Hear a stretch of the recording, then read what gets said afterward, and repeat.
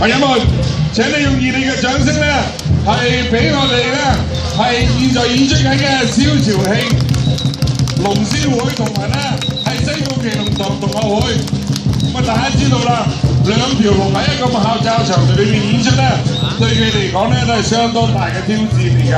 咁啊，仲有咧係各自擺形擺陣咧，亦都咧係一個相當大嘅係考驗。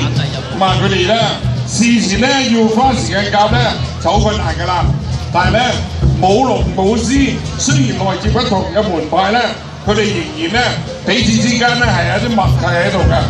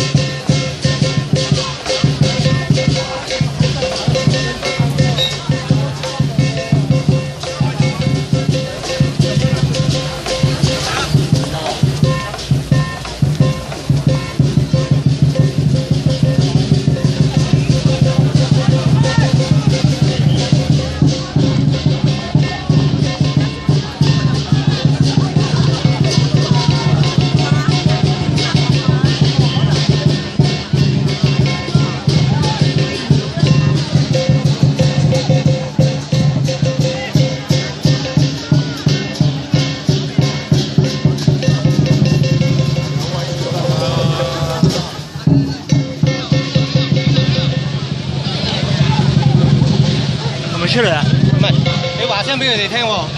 嗰個台神嗰度咧，頒錦旗，即係一陣表演埋高唱，下漢龍表演完，佢跟住先至入。嗌企埋一邊，差唔多出嚟㗎，我一陣我出曬先，擺埋一邊先啊！佢跟住出嚟啊！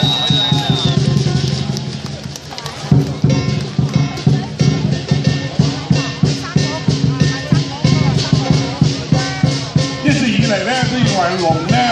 舞龍舞獅咧係呢個咧係地方嘅傳統文化，咁所以咧就以為傳統兩個字咧一定係好多咧上咗年紀嘅人咧先至去參與啊，或者係識呢樣嘢。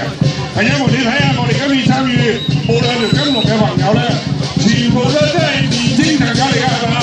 俾啲掌聲佢哋。咁啊，今日我哋嘅年青人咧係好多元化㗎，咁啊亦都懂得咧係欣賞咧。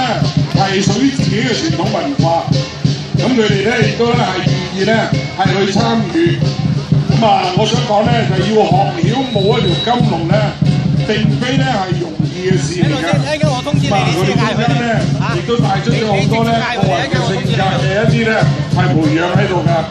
嗱，佢有合作嘅精神啦，佢同樣咧，亦都要有咧係忍耐啦，又要學懂咧唔好淨係表演自己喎。如果你冇咗條金龍咧，就淨係表演自己嘅時候咧，條金龍咧肯定俾你咧舞到咧係唔知變咗似咩樣啊！